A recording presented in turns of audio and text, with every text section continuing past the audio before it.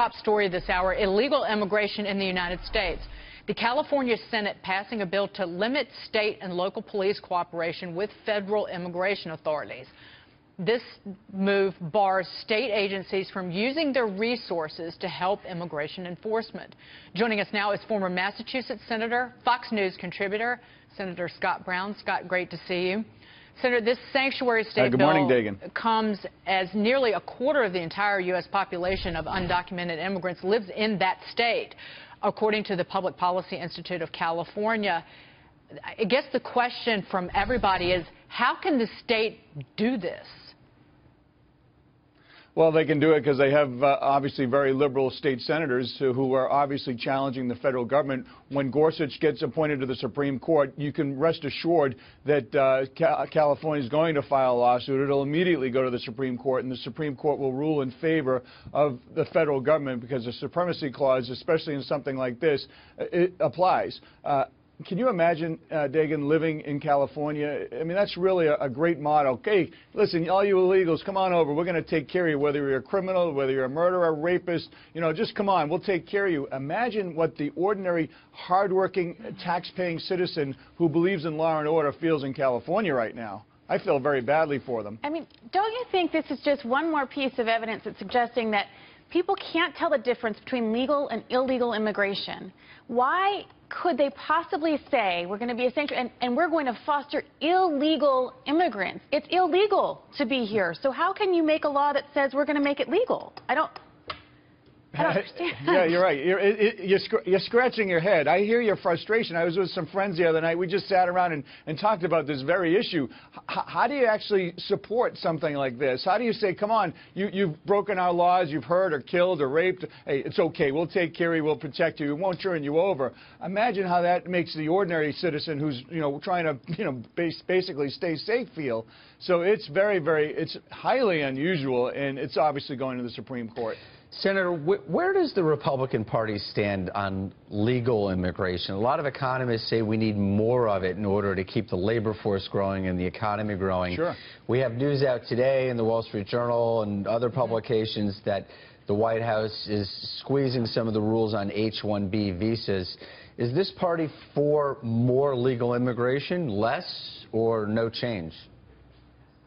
Well, first of all, I think they believe in legal immigration, i.e. the 4.3 million, give or take, people that are in line right now. They should be processed first. You need e-verification. You need to secure the border. There's a whole host of things you need to do before you actually take a group that are here illegally and give them rights. And whatever bill that Marco and others tried to do last time, the big problem was that the fact that during that whole process, they were actually going to continue to get benefits that they weren't entitled to. And that's where basically things fell off. But should there be more legal immigrants in this country?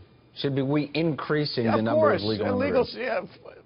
Listen, you look at the Irish. The Irish, when Ted Kennedy kept it systemically low back in the day, and then you have a high amount of illegal Irish immigrants as well. So, yes, you should review that top-to-bottom review of our immigration policy, and it's not inappropriate to actually say, by the way, are you a skilled person? We want you, come on in, versus just saying, oh, right, you come, and be a burden on society. I don't think that's inappropriate. And, Scott, I just wanted to point out what John was referencing, that the Trump administration did reopen, began accepting visa applications for highly skilled workers, the H-1B visa program. Yeah.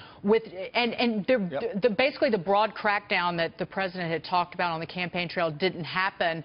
But they are going to be, I guess, more pressure on these outsourcing companies that typically win a lot of these visas, because that's a source of anger and ire among certainly a lot of his supporters. I want to move on to Judge Gorsuch, so critical. So the fight to confirm him to the Supreme Court continues. The Senate Judiciary Committee did advance the nomination on a straight party line vote, clearing the way for him to be considered by the full Senate. But a procedural vote is expected Thursday to end a Democratic filibuster of the nominee.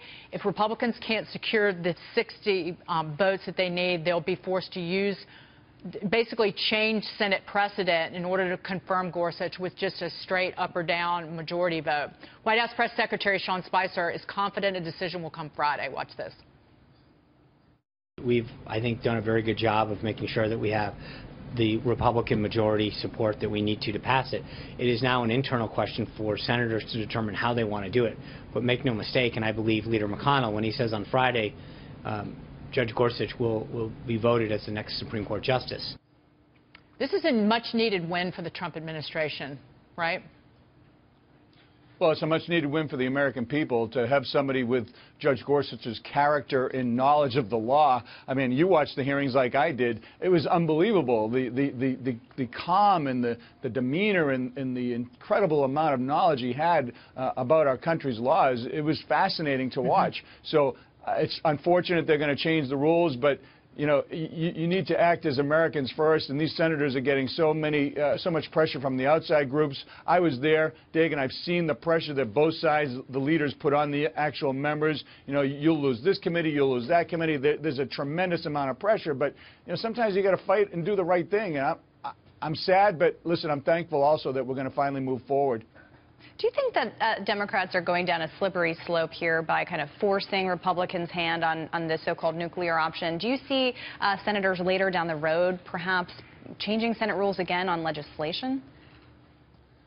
Well, you would like to think that they would try to go back, but I think once we've gone past this road, down this road, it's not going to change. Don't forget Harry Reid went down that road, and as a result, you see a lot of the secretaries and other leverage that the Democrats or the minority party has is actually gone.